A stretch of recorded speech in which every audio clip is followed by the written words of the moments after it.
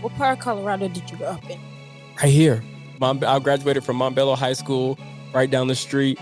I lived in Green Valley, but my grandma lived in Montbello, so I pretty much was between Montbello and Green Valley growing up, which was great and tough sometimes. I don't know what it's like now, but it was a little okay. All right, yeah. So it was beautiful. It was fun, but I started losing friends, to violence. I started losing friends to prison. So it was like, I'm trying to be a thug, but this thug life thing is not working. It's not going well for my friends.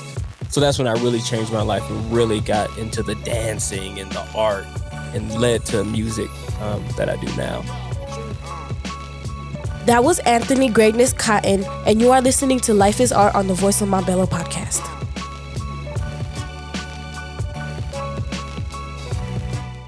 Hello, welcome back to Life is Art. I'm Serenity, and I'm here with Bree, Lynn, and Leia. How are y'all doing today? I'm good. Oh, and Isaac. Big Daddy Lynn in the house. Lynn, Wow. Wow. Let's start. I say, feel me. So, feel me. So, hey, shh. I told y'all I was going to say that. Feel What me? y'all It's expect? It's me, Isaac, up in the building. They're going to be like, ooh, it's that guy from the podcast when they watching this YouTube. No, they're going to be scared of you. Bro, no, they're not. All right, come on. Let's get into the questions now, bro. Hold up. Let the man introduce himself. Oh, yeah. The disrespect. Yes, Right. indeed. Yes, indeed. I'm here, Anthony, known as Anthony Greatness Cotton on the internet, here to hang out, learn, talk, share my story, whatever we're going to do today. And I'm super excited. What is it like to be an influencer? What is it like to be an influencer? It's kind of weird. It's kind of weird to know that there's like thousands, maybe millions of people at times watching your videos. It's cool. It's exciting. And I'm happy because I feel like I'm living in my purpose. But it is kind of strange when you see somebody and they're like, oh, yeah, I saw you on TikTok, or it's a weird thing. Yeah. So it's exciting and it feels good to live in my purpose. But yeah, it's a weird thing for people to kind of just know you that don't know you. You know what I mean? What does Black excellence mean to you? Oh, that's a good question. So for me, Black excellence looks like making the people that came before me proud. So like my grandma, she dealt with like segregation and racism. And if you go further back, I think, there's like, obviously slavery in my lineage and things of that nature. So they didn't have the opportunities to just make videos on TikTok like I do, or do stuff on YouTube like I do. So for me, Black excellence is making sure that I make them proud, making sure that their sacrifices were worth it. That's what Black excellence looks like for me. Did your parents accept you as a dancer in the beginning? That's a good question. So my mom was pretty supportive. My mom is very much the type of person that's like, whatever you want to do, take it seriously. I'm going to buy you the equipment. I'll take you to classes. So my mom was supportive. I think maybe the rest of my family and like from the culture that I'm from, they're kind of like, dancing, music, that's what you're going to do? They're kind of like, you should be playing basketball or football. They're that type of family that's like, you should be like doctors and stuff like that. They weren't pushing me to be doctors. I think they thought that music and dancing and stuff wasn't tough enough. It's more like, no, you're a dude. You should be playing basketball or football or boxing or something like that. And I like sports too, but I don't think they supported the idea of the arts the same way that they might support the idea of sports or like a doctor or something like that. So it was a little resistance, not from my mom, but from other people in my family for sure. I said, for me, what is it living in Texas, and what sacrifices did you make to get there? Oh, so what is it like living in Texas, and what sacrifices did I make to get there? So I really like living in Texas. Texas is amazing. It's a little colder than I thought it was going to be. I thought it was going to be like 90 degrees every day, but it's not. It's cold in Texas. But the sacrifices that it took to get there. So I have a daughter who's 5. And so the main sacrifice is just not being able to raise my daughter with my family. Like being away from family, being away from my mom, my grandparents, that good food. Y'all know what I'm talking about? So the good food, the babysitters that you don't have to pay for. So the biggest sacrifice is being away from my family. But I think it's worth it. And it kind of gives me the opportunity to start my own legacy. Like my family is amazing. So there's things in my family that were really awesome. And there, if I could be honest with y'all, there's some things in my family that were pretty toxic in some ways. So being away, it gives me the opportunity to start fresh, new legacy, and do things a little bit differently for my daughter than maybe the stuff that I had to go through, hard stuff that I had to go through when I was a kid. So it's hard to be away from them, and at the same time, it's helpful because I can start my own legacy. So when Mr. Clifton told us that we were gonna interview you, he showed us a few of your TikToks, and I was like wondering, what made you decide to do the nerd rap theme? That's such a good question. That's such a good question. So for years, I've been trying to figure out how to say something important, but like in a way where it's not boring. Like, because sometimes, let's be honest, like sometimes if someone's trying to lecture us or if they're trying to tell us about our life, it's just exactly. It's like, oh my goodness. So I was trying to think of like, how can I do something important, impactful, but still keep it funny, still keep it entertaining. And I've always loved music. I always love rap. It's a big part of my culture. So this is what happened. True story. I went to a football game. I went to a football game. We're at the game, and some little baby came on. Right, it was drip too hard. Don't stand too close. You can mess around and drown off this way. Doing that show. I've been on the road. I don't care where I go. You know what I'm talking about. So some little baby came on, and everybody went crazy. They were like going crazy over little baby. And then I saw some kids at this football game. There's thousands of people at the game, but there's kids that had AirPods in their ears. So I'm like, they rather listen to the music than pay attention to the game. So I was like, what if I rapped and said something important but made it funny? I wonder if it will work. I was like, that's a scary idea. That might be terrible. But I put out the first video, and the first video went crazy. I think it did like 400,000 views. And then I put out the second video. I was like, maybe it was just a fluke. Like maybe I got lucky. The second video did like 3.9 million views. So I was like, oh, we're on to something, people. So I created the Nerdy Rapper. And it's a way for me to be funny, be entertaining, but also really say some really important things that I think that people need to hear. What part of Colorado did you grow up in? Right here. I graduated from Montbello High School, right down the street. I lived in Green Valley, but my grandma lived in Montbello, so I pretty much was between Montbello and Green Valley growing up, which was great and tough sometimes. I don't know what it's like now, but it was a little Still hard. Okay, all right. All right. Yeah. So it was beautiful, it was fun, but I got into a little trouble in high school, definitely. Everybody in trouble. Yeah. But I changed my life. I decided to do things differently after I started losing friends, to violence. I started losing friends to prison. So it was like, I'm trying to be a thug, but this thug life thing it's not working. It's not going well for my friends.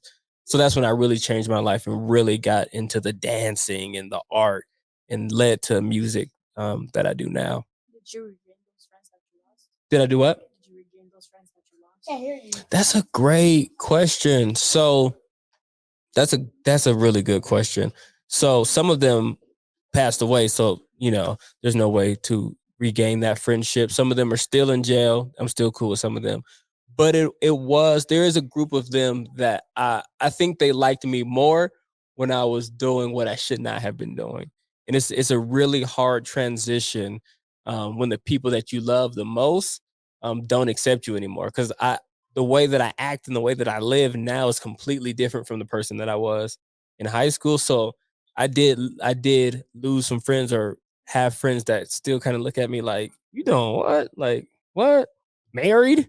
Like, yeah, bro, I'm married. Why are you saying it like it's such a bad thing? But it's just something I had to go through and get comfortable with myself. Like, I'm going to be me, I'm going to do me. And if people like it, wonderful. And if they don't, I'd rather be me than have you like me. Period. Alright, so you feel me? I seen them kicks on your feet, bro. Chunky dunks.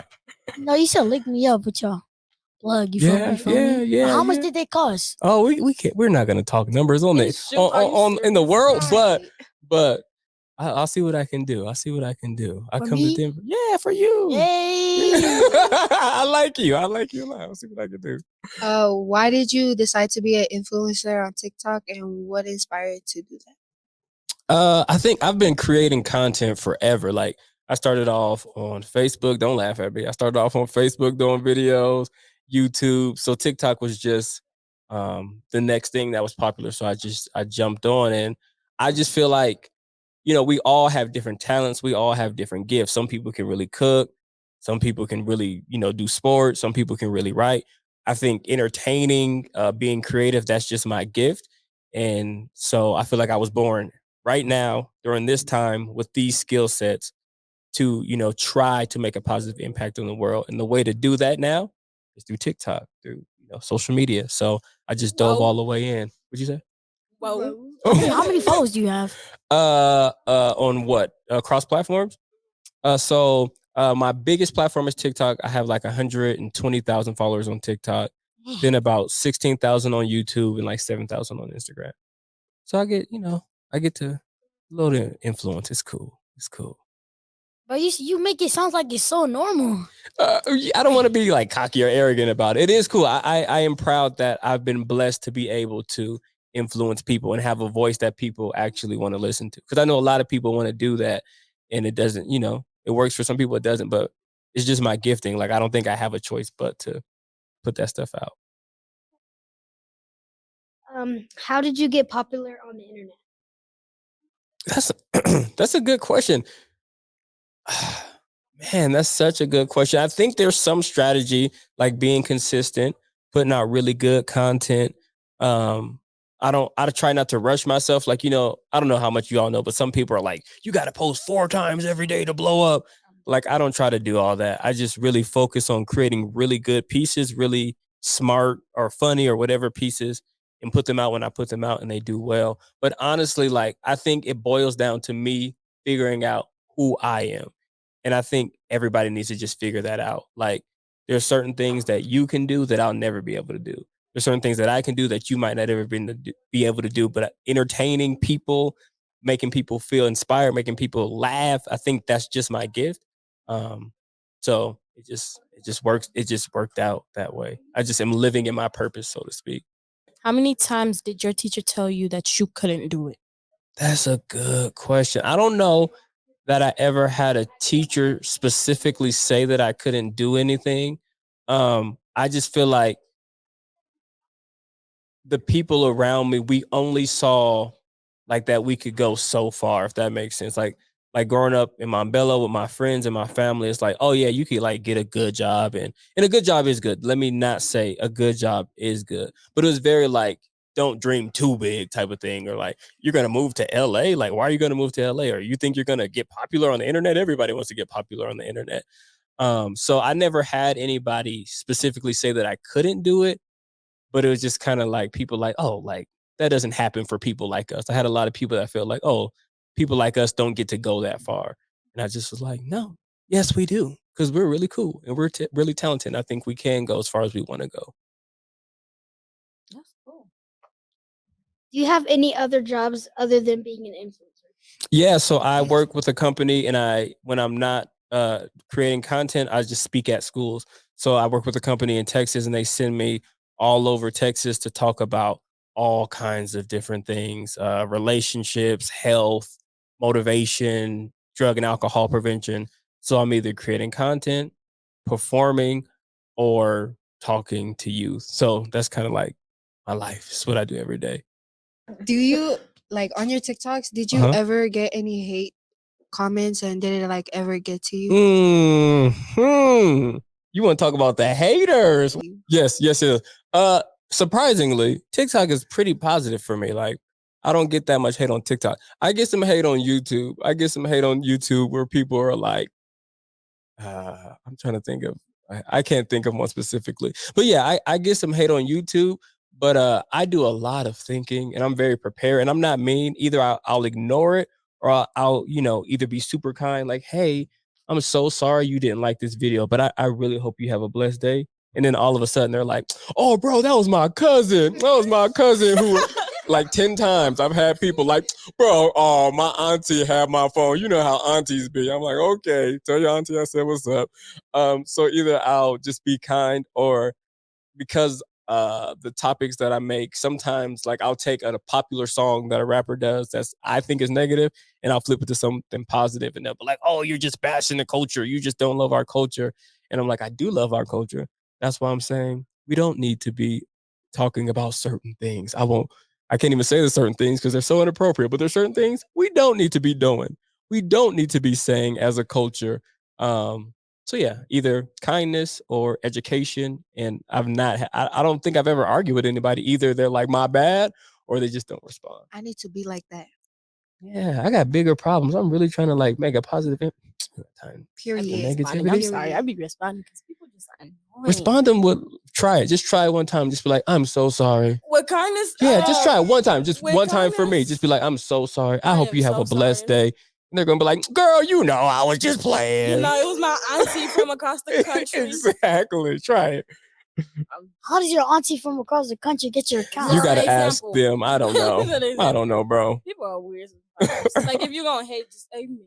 Yeah, if you're gonna just stick with it, you know. So I have a question. Okay. You ever met any famous people? Have I ever met any famous people? I've been in the same room. Well, I met Justin Bieber one time. Baby. Oh, yeah, I knew y'all knew it. So I met Justin Bieber one time, which was crazy story. So I was supposed to go to his concert. Don't judge me for being a Justin Bieber fan. Let's start No there, worries. okay? Okay. Next time, you'll No roast me worries. next time. Okay. I know. So I was supposed to go to his concert for my birthday, but a couple years ago, he kind of had an emotional breakdown, so he canceled the show. So I didn't get to go to the concert. I was sad. So instead of going to the concert, I went to this little lunch with like some of my friends. Guess who was at the lunch? Justin Bieber. So I talked to him. Like, bro, not trying to be a groupie right now, but you are dope. And I grew up listening to your music. He was like, thanks, bro. He was like, where did you get your hat? The hat was from Walmart. I was like, shoot, I don't know if I should tell him. I was like, Walmart, bro. Walmart, don't tell nobody. He was like, I love you. Anyway, so yeah, I met Justin Bieber. I've been in the same room as Jay-Z, Beyonce, Kendrick Lamar at the BET Awards a few years ago. The BET Awards. Yeah. You said it so Sorry. wrong. Okay. So I lived in LA with Nick. Nick was my roommate. Hey, Nick. We lived in LA when we were fresh out of high school, like 18 to whatever. We lived in LA and we just did a lot of cool stuff. So I've been to the BET Awards. So that was when I was with those people.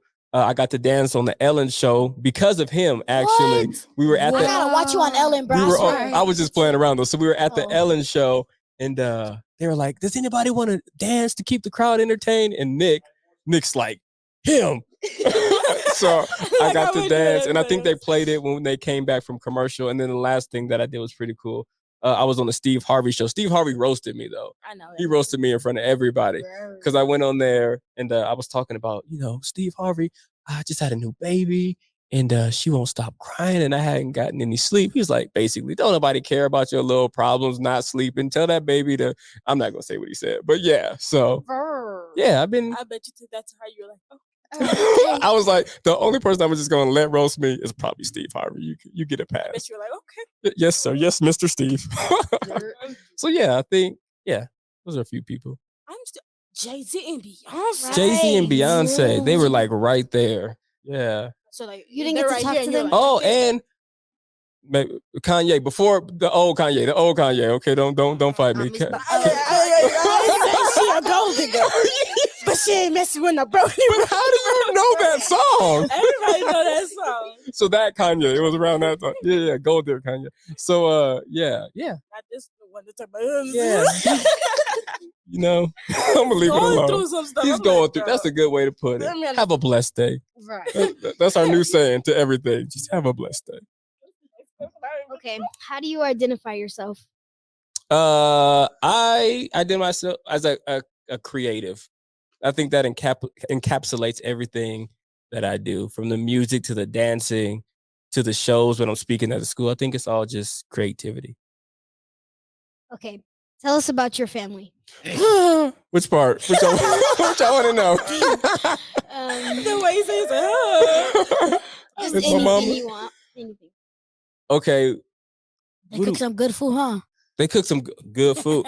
My grandma, let me tell y'all, It's this is always true. the grandmothers. I'm staying with my grandma while I'm here. So we go to do a show at John and Mez this morning. We did a show at John and Mez. We were there for 1 hour. We go back to the house. She's cooked yams, greens, chicken, potatoes. I'm like, Grandma, we were gone for an hour. How'd you cook Thanksgiving right now? So great family, great food. There's some challenge. There's a lot of challenges in my family. I only There's a go to lot family of cookouts for the food. I'm not there to Right. see Ain't no anybody. need for them family drama. I only came here for the food, period. That's okay, it. so We out the door. yeah. But all in all, good family. I was telling the kids at John Mez, my dad, I don't know if this is worth sharing, but he was in jail for a long time and he just got out recently, and now we're rebuilding our relationship, and that's been real cool for him to get to see me as an adult and hang out with my daughter, because he missed her being born. He missed the first 4 years of her life. So now seeing them on Christmas taking pictures and stuff, it's like, dang, that's real cool. So yeah. Where is your wife from? My wife is from Mexico. Juárez. She's the real deal. Yeah. She's My wife is. Latina. Yeah, she is. She is. You know, we mixing it up all, beautiful, bringing it all together. Yeah, my wife is from Mexico originally. That means that baby got to be beautiful, bro. That baby already is. Right. She's cute. Top 5 kids in the world. It's cuteness.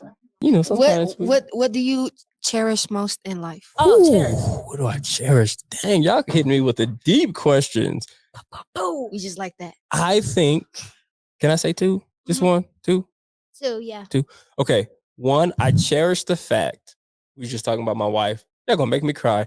I cherish the fact that I get to be a husband and a father, and my daughter gets to see her mom and her. Y'all gonna make me cry. Gets to see her mom and her dad together every day, because that's not something that I had when I was growing up. I didn't get to see my dad. I didn't know what it was like to pick up the phone and just call my dad, because he, not a bad guy, but he was in jail for a long time. So I cherish that. It's a beautiful thing. I also cherish, like we've been talking about this whole time, that I get to create stuff that millions of people in the world enjoy. It's still crazy to me. Like, I don't walk around like, yeah, I'm the man. It's like, people really just be singing my songs. Y'all really just know the word. It's crazy. So I cherish those 2 things. Wait, I'm about to cry. Look at her. I'm talking about Friends, do you have any advice for anyone out in the world before we wrap this up? Yes. The most powerful thing you can do, we talked about it today. The most powerful thing you can do is figure out who you are, completely embrace that, and completely live in it. So my life changed when I decided I'm not a thug. That's not who I am. I'm a creative. I like to do music. I like to dance. That's who I am. I like to support people, inspire people. That's who I am. And when I got comfortable just being me, accepting me, the good and the bad, the good parts, I didn't mention I was diagnosed with ADHD, and there's good and bad, but just saying no, this is who I am, and I accept that, and I'm going to be me, and I'm going to be me the best that I can be. I'm going to love myself as much as I can. That's the best advice that I can have. So really get to know you. Y'all be trying to get to know everybody else, Googling everybody else. Get to know you and really be you, and your life's going to change 100%. Thank you, Anthony, for taking the time to come here Wait, today. one more question. That's so Oh my fast. I think we might be over time. Are we over time? Like a clothing brand. We have a clothing brand. Oh my goodness, Isaac, that's what I said. I did could not give see you that. so much advice for that. Okay. Do y'all know what Spotify is? Yes. Not Spotify, Shopify. Sorry. I heard Yeah. Spotify. I was gonna say, Yeah, of everybody course you know what listens to Spotify. Do you know what Shopify is? Yeah. Watch some Yeah. YouTube videos on Shopify, and y'all are starting young, so y'all got plenty of time to figure it out, make mistakes. But yeah, I think we can talk offline a little bit about that, because I've done the clothing line thing and it was pretty decent. So yeah, I'm proud of y'all. That's a clothing line right goodness. there? No, this is not mine. I'm proud of y'all. I didn't start doing that till I was 20 something. Y'all doing it now at what? 12?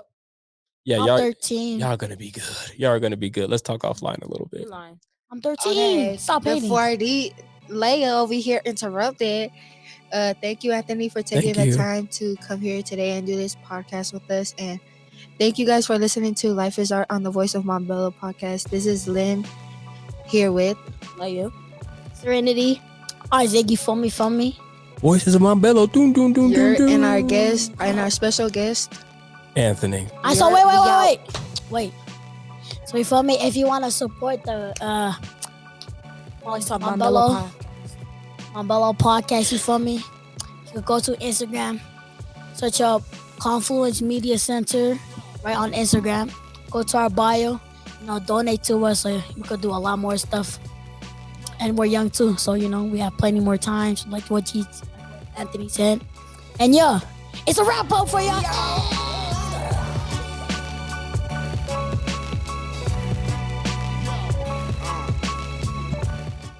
Thank you for listening to the Voice of Montbello Podcast. You can find our episodes anywhere you listen to podcasts.